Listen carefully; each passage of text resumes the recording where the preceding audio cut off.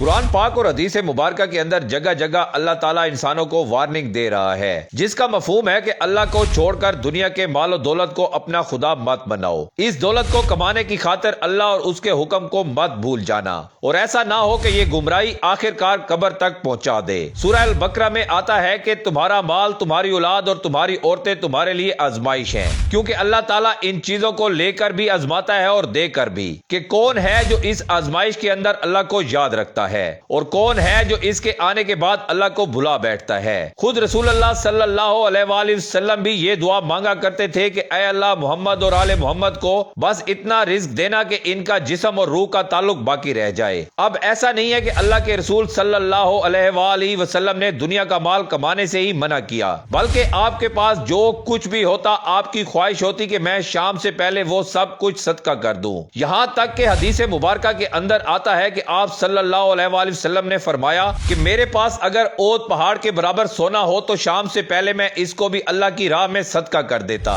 صحیح حدیث میں آتا ہے کہ اللہ کے رسول نے فرمایا کہ ہر امت کے لیے ایک فتنہ ہوتا ہے، اور میری امت کا فتنہ ہے مال۔ اور رسول اللہ صلی اللہ علیہ وآلہ وسلم کے فرمان کے مطابق آج اپنے معاشرے کے اندر دیکھیں کہ اس مال کی ہوس نے حلال اور حرام کی تمیز تک بھلا دی ہے۔ ان سو کارڈ مسلمانوں کو جواری، شرابی، سودی اور دیوس بھی بنا دیا ہے۔ سورہ الکاف کی آیت نمبر 28 کے اندر اللہ فرماتا ہے کہ ان لوگوں کی پیروی نہ کرو جن کے دل کو ہم نے اپنی یاد سے غافل کر دیا ہے، جو اپنی خواہشات کی پیروی کرتے ہیں اور جن کا معاملہ حد سے گزر چکا ہے۔ سورہ الحمزہ کی آیت 1 سے 3 کے اندر اللہ فرماتا ہے کہ ایسے شخص کے لیے جو کہ دوسروں پر عیب لگائے اور مال جمع کرے اور اس کو گن گن کر رکھے، اس کے لیے بربادی ہے۔ وہ سمجھتا ہے کہ اس کا مال اسے ہمیشہ باقی رکھے گا۔ اللہ کے رسول نے فرمایا کہ بد نصیب ہے وہ انسان جو کہ دینار اور درہم کا غلام بن جائے۔ ناظرین گرامی، میں جب بھی ان آیات کے مفہوم کو سمجھتا تھا کہ اللہ اور اس کے رسول بار بار فرما رہے ہیں کہ دیکھنا اس مال کو اپنا رب نہ بنا لینا، تو مجھے اس کا مطلب کبھی سمجھ میں نہیں آیا کہ بھلا کوئی شخص اپنے مال اور دولت کی عبادت اللہ کو چھوڑ کر کیسے کر سکتا ہے۔ آج ان دیوس کو دیکھ کر یہ بات سمجھ میں آتی ہے کہ اس کا اصل مطلب کیا تھا۔ مجھے سمجھ میں آیا کہ جب مال اور دولت کمانے کی اور اسے جمع کرنے کی ہوس انسان کی ابزیشن کے اندر بدل جائے، وہ کسی نہ حرام کی پرواہ کرتا ہے اور نہ کسی بے شرمی اور بے غیرتی کی، نہ کسی رشتے کا احترام کرتا ہے، نہ کسی دین کی تعلیمات کی اور نہ ہی اللہ کے حکم کی۔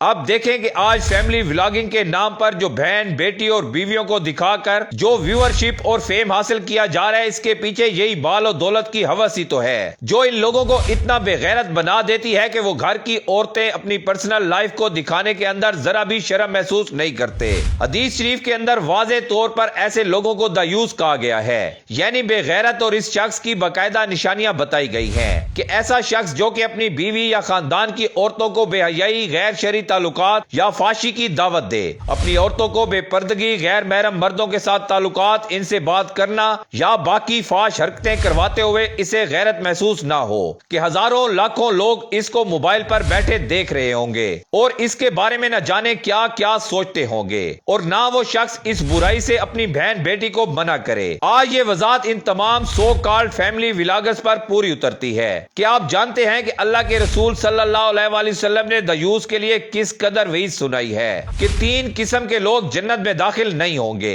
پہلا وہ جو کہ والدین کی نافرمانی کرے، دوسری وہ عورت جو کہ مردوں کے جیسا حلیہ بنائے، اور تیسرا ہے دیوس۔ ایک لمحے کے لیے تصور کریں کہ آپ اور میں حشر کے میدان میں حساب کتاب کے لیے کھڑے ہیں، اور اللہ نہ کرے کہ ہم ان لوگوں کے اندر شامل ہوں جن کی طرف اللہ کی ذات کلام کرنا تو دور، دیکھنا بھی گوارا نہ کرے۔ تو سوچیں، ذرا تصور کریں کہ ہمارے دل پر کیا بیتے گی۔ دنیا میں بھی اگر کوئی شخص آپ کو 2 لوگوں کے سامنے اگنور کر دے تو یہ آپ سے برداشت نہیں ہوتا، لیکن جہاں پر آپ کی ہمیشہ کی زندگی کا فیصلہ ہونا ہے، اور یہ بڑی رکت انگیز حدیث ہے کہ جس کے اندر اللہ کے رسول نے فرمایا کہ اللہ تعالیٰ قیامت کے دن نہ تو دیوس کو دیکھے گا اور نہ ہی ان سے بات کرے گا۔ وہاں اللہ نے یہ قانون بنا دیا ہے کہ ایسا دیوس نہ جنت کے اندر جائے گا، نہ اس سے اللہ تعالیٰ کی ذات کوئی کلام فرمائے گی اور نہ اس کی طرف دیکھے گی۔ اب اس سے بڑھ کر شدید عذاب ایسے شخص کے لیے بھلا اور کیا ہو سکتا ہے؟ افسوس کہ یہاں وہ مال جسے کمانے کے لیے اس نے سب حرام کام کیا، یہ مال و دولت اس کے کسی کام نہیں آئے گا، کیونکہ آخرت کی کرنسی نیکیاں ہیں، نہ کہ دنیا کا مال اور دولت۔ اور حرام طریقے سے یہ کمایا گیا تمام مال دنیا کے اندر ایسے ہی رہ جائے گا اور آپ کے رشتہ دار اس کو آپس میں بانٹ کر ختم کر دیں گے، لیکن اس کا حساب آپ کو قبر کے اندر دینا پڑے گا کہ یہ بال آپ نے کیسے کمایا۔ آخر میں دعا ہے کہ اللہ تعالی ہم سب کو دین اسلام پر چلنے کی توفیق عطا فرمائے، آمین ثم آمین۔